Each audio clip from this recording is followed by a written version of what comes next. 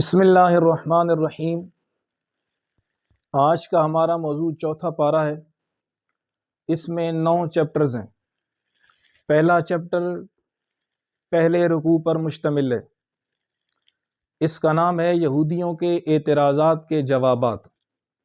حضور پاک صلی اللہ علیہ وآلہ وسلم پر انہوں نے ایک اعتراض لگایا کہ ایک طرف کہتے ہیں ہم ملت ابراہیمی پہ ہیں، دوسری طرف ملت ابراہیمی میں اونٹنی کا دودھ اور گوشت حرام تھا تو یہ اسے حلال بھی سمجھتے ہیں۔ اس کا اللہ نے جواب دیا کہ ملت ابراہیمی میں اس قسم کی کوئی بات حرام نہیں تھی، یہ یہودیوں کا خود باندھا ہوا جھوٹ ہے۔ دوسرا ان کا اعتراض یہ تھا کہ انہوں نے بیت المقدس کو چھوڑ کے بیت اللہ کو قبلہ بنا دیا، حالانکہ بیت المقدس بیت اللہ سے افضل ہے کہ وہ دنیا میں اللہ کا پہلا گھر ہے۔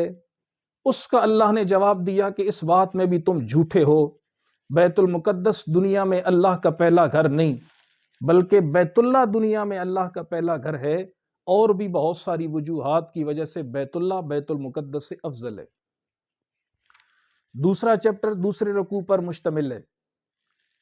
اس کا نام ہے اللہ کی رسی۔ اس میں اہل ایمان کو اللہ سے ڈرنے کا حکم دیا گیا، قرآن شریف کو مضبوطی سے تھامنے کا حکم دیا گیا، فرقہ واریت سے دور رہنے کا حکم دیا گیا، اور یہ بتا دیا گیا کہ فرقہ واریت سے بچنے کا ایک ہی حل ہے کہ تمام کلمہ پڑھنے والے قرآن شریف کے اوپر جمع ہو جائیں۔ یہ فرقہ واریت سے دور رہنے کا حل ہے۔ آج کے اس دور میں اس کی بڑی ضرورت ہے۔ تیسرا چیپٹر تیسرے رکوع پر مشتمل ہے۔ اس کا نام ہے امت محمدیہ کی افضلیت۔ اس میں اللہ نے بیان فرمایا کہ 1,00,000 کم و بیش 24,000 نبیوں کی امتوں میں سے ہر اعتبار سے حضور پاک صلی اللہ علیہ وآلہ وسلم کی امت ٹاپ پر ہے۔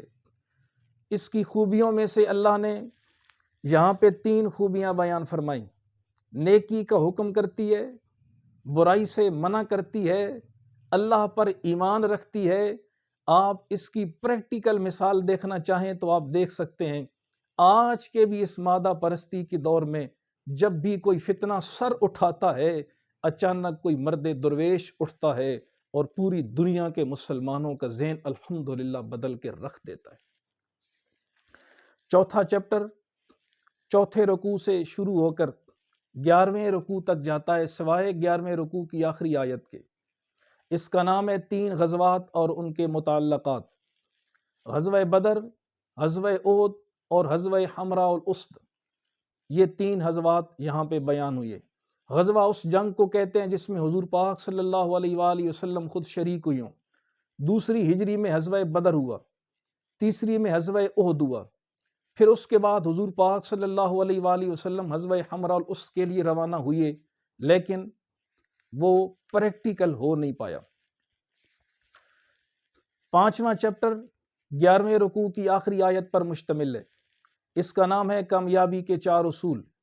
پہلا اصول ہے صبر۔ نیکی کرنے میں اور گناہ سے بچنے میں جو تکلیف ہوتی ہے اس کو برداشت کرنے کا نام صبر ہے۔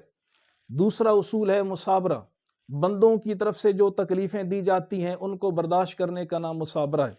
تیسرا اصول ہے آپس میں رابطہ رکھو، مرابطہ، اور چوتھا اصول ہے اللہ کا ڈر۔ اللہ تعالی ہم سب کو یہ 4 چیزیں نصیب فرمائے۔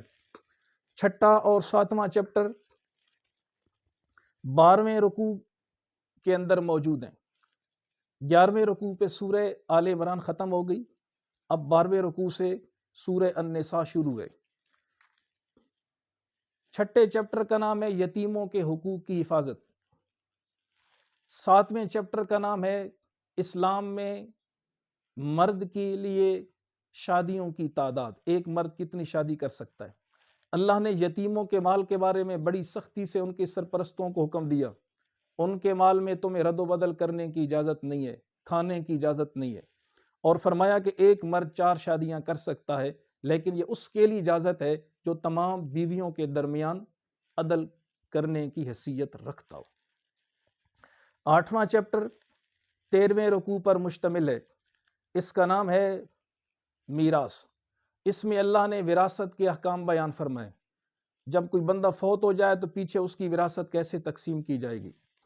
9واں چیپٹر آخری 2 رکوعوں پر مشتمل ہے۔ اس میں اللہ نے یہ بیان فرمایا کہ کن کن عورتوں سے نکاح حرام ہے، یعنی محرمات، کن کن عورتوں سے نکاح حرام ہے، اور اس سے ملتی جلتی اور کچھ باتیں فرمائیں۔ 3 قسم کی عورتوں سے نکاح حرام ہے۔ ایک وہ عورتیں جن سے خون ملتا ہو، خون کا رشتہ ہو۔ دوسری وہ عورتیں جن سے دودھ کا رشتہ ہو، رضاعی ماں رضاعی بہن۔ تیسری وہ عورت جس کی بیٹی سے مرد نے شادی کی ہو۔ اللہ عمل کی توفیق نصیب فرمائے۔ صدق اللہ مولانا العظیم۔